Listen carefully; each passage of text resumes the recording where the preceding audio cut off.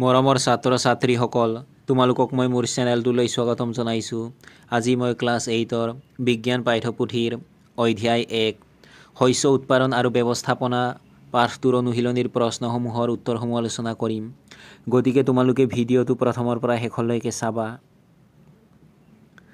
অনুশীলনীৰ 1 নম্বৰত দিয়া আছে, তলত দিয়া তালিকাৰ পৰা শুদ্ধ শব্দবোৰ বাছি উলিওৱা আৰু খালী ঠাই পূৰ কৰা। এ নম্বৰত দিয়া আছে, একেবিধ উদ্ভিদ এখন ঠাইত অধিক পৰিমাণে গজালে বা খেতি কৰিলে তাক দেশ বুলি কোৱা হয়। তোমালোকে খালী ঠাইত লিখিবা শস্য।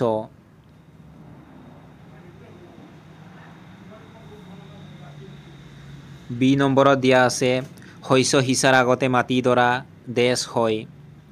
তোমালোকে খালী ঠাইত লিখিবা চহোৱা।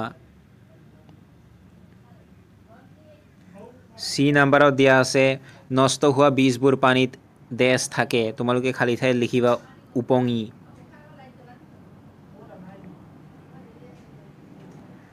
ডি নম্বৰত দিয়া আছে, শস্যৰ বৃদ্ধিৰ বাবে প্ৰচুৰ সূৰ্যৰ পোহৰ আৰু মাটিৰ পৰা দেশ আৰু দেশ প্ৰয়োজন হয়। প্ৰথমটো খালী ঠাইত তোমালোকে লিখিবা পানী, দ্বিতীয়টো খালী ঠাইত লিখিবা পোষক দ্ৰব্য।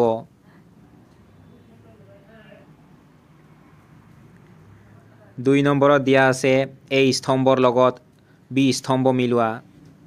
এই স্তম্ভত নাম্বাৰ 1ত দিছে খাৰিফ শস্য। এইটো তোমালোকে বি স্তম্ভত দিয়া ই নাম্বাৰ ধান আৰু গোমধান এইটোৰ লগত মিলাই দিবা। তাৰ পাছত তোমালোকক এই স্তম্ভত দিছে 2 নম্বৰত ৰবি শস্য। এইটো তোমালোকে বি নাম্বাৰত দিয়া ডি নাম্বাৰ ঘেঁহু, বুট, মটৰ মাহ এইটোৰ লগত মিলাই দিবা।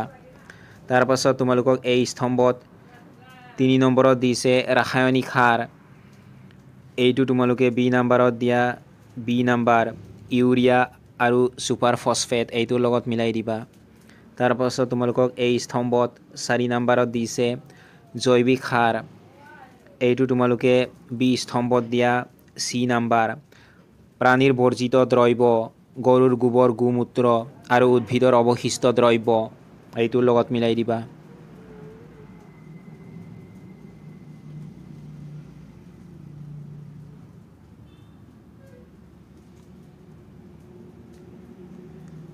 থ্ৰী নম্বৰত দিয়া আছে, প্ৰত্যেকৰে দুটাকৈ উদাহৰণ দিয়া। এ নম্বৰত দিয়া আছে খাৰিফ শস্য। তোমালোকে উত্তৰত লিখিবা ধান, মাকৈ। বি নম্বৰত দিয়া আছে ৰবি শস্য। তোমালোকে উত্তৰত লিখিবা ঘেঁহু, বুট।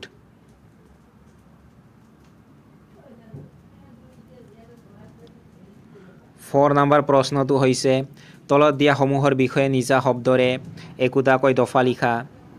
এ নম্বৰত দিছে মাটি চহোৱা। তোমালোকে উত্তৰত লিখিবা শস্য সিঁচাৰ আগতে মাটি চহোৱাটো আৱশ্যক। এই পদ্ধতিত মাটিডৰা চহোৱা আৰু ঢিলা কৰা হয়। ই উদ্ভিদৰ শিপাক মাটিৰ বহু তললৈ যাবলৈ দিয়ে আৰু উদ্ভিদৰ শিপাই মাটিৰ তলতো অতি সহজে উশাহ ল'ব পাৰে।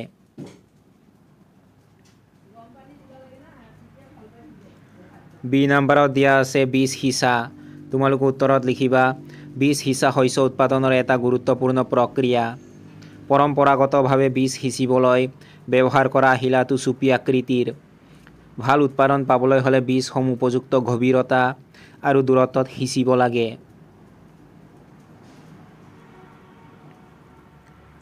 চি নম্বৰত দিয়া আছে বন-বাত নিৰোৱা।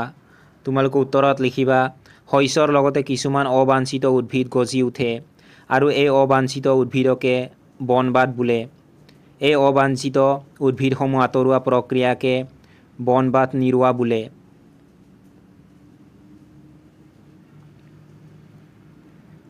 ডি নম্বৰত দিয়া আছে মৰণা মৰা। তোমালোকে উত্তৰত লিখিবা ধান গছৰ বা শস্যৰ ঠাৰিৰ পৰা ইয়াৰ গুটি পৃথক কৰা প্ৰক্ৰিয়াটোক মৰণা মৰা বোলা হয়।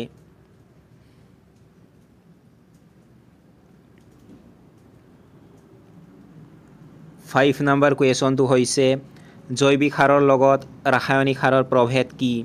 বৰ্ণনা কৰা।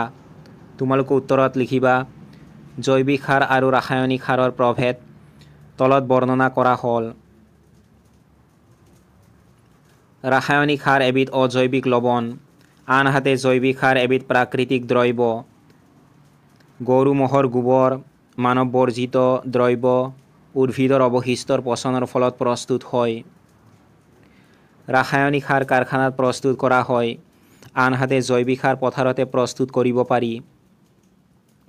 ৰাসায়নিক সাৰে মাটিত হিউমাছ যোগান ধৰিব নোৱাৰে, আনহাতে জৈৱিক সাৰে প্ৰচুৰ পৰিমাণে হিউমাছৰ যোগান ধৰিব পাৰে।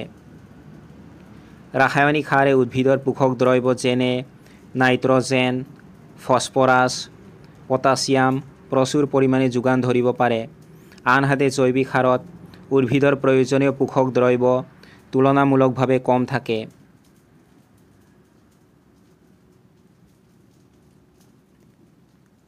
ছিক্স নম্বৰ কুৱেশ্যনটো হৈছে জলসিঞ্চন কি? পানী সংৰক্ষণ কৰা জলসিঞ্চনৰ দুটা পদ্ধতি বৰ্ণনা কৰা। তোমালোকে উত্তৰত লিখিবা সময়ত বিভিন্ন ব্যৱধানত শস্যৰ পথাৰত পানী যোগান ধৰাকে জলসিঞ্চন বোলে। আমাক পানী সংৰক্ষণ কৰিবলৈ সহায় কৰা দুটা জলসিঞ্চনৰ পদ্ধতি হ'ল পানী ছটিওৱা ব্যৱস্থা। পানীৰ পৰিমাণ কম থকা অসমান ভূমিত এই ব্যৱস্থা অতি উপযোগী। পানী অহা মূল নলীডালত এটা নিৰ্দিষ্ট দূৰত্বৰ ব্যৱধানত আগমূৰত ঘূৰ্ণনশীল বিন্দা থকা নলী লম্বভাৱে লগোৱা হয়। পানী নিগৰুৱা ব্যৱস্থা। এই ব্যৱস্থাত পানী নিগৰাই টোপ টোপকৈ উদ্ভিদৰ গুৰিত পেলোৱা হয়, সেয়ে পানীৰ মুঠেই অপচয় নহয়।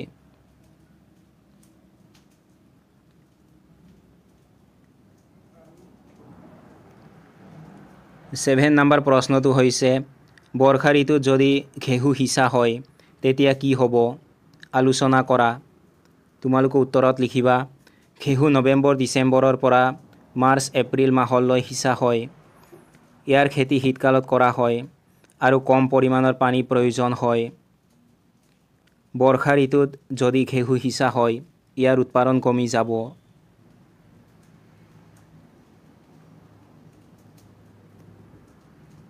8 নম্বৰ প্ৰশ্নটো হৈছে একে লেঠাৰিয়ে শস্যৰ উৎপাদন কৰিলে মাটিডৰাত কেনে প্ৰভাৱ পৰে বৰ্ণনা কৰা। তোমালোকে উত্তৰত লিখিবা একে লেঠাৰিয়ে শস্যৰ উৎপাদন কৰিলে মাটিডৰাৰ পোষক দ্ৰব্য কমি যায়, মাটিডৰা অনুৰ্বৰ হয়, ফলত শস্যৰ উৎপাদন যথেষ্ট পৰিমাণে হ্ৰাস পাব।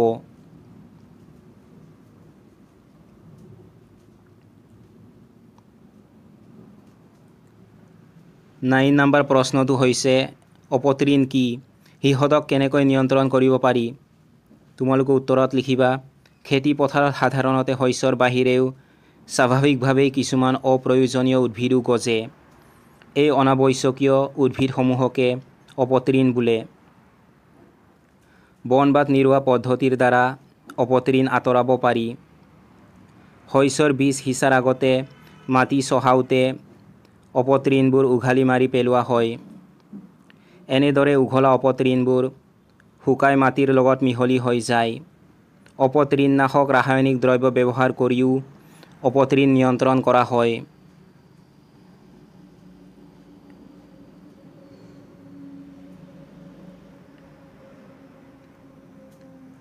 10 নম্বৰ প্ৰশ্নটো হৈছে তলত দিয়া বাকচসমূহ এনেদৰে সজোৱা যাতে কুঁহিয়াৰ উৎপাদনৰ এখন ক্ৰম তালিকা পোৱা যায়। এই বাকচবোৰ মই তোমালোকক সজাই লিখি দিছোঁ। তোমালোকে উত্তৰত লিখিবা প্ৰথমতে লিখিবা 6 নম্বৰত দিয়াখিনি পথাৰত হাল বোৱা। তাৰ পাছত লিখিবা 5 নম্বৰত থকাখিনি মাটি চহোৱা। তাৰ পাছত লিখিবা 4 নম্বৰত থকাখিনি বীজ সিঁচা বা ৰোৱা। তাৰ পাছত লিখিবা 7 নম্বৰত দিয়াখিনি সাৰ প্ৰয়োগ। তাৰ পাছত লিখিবা 5 নম্বৰত থকা জলসিঞ্চন। তাৰ পাছত লিখিবা 3 নম্বৰত দিয়া খেতি চপোৱা। তাৰ পাছত লিখিবা 1 নম্বৰত দিয়া চেনিৰ কাৰখানালৈ শস্য পঠোৱা।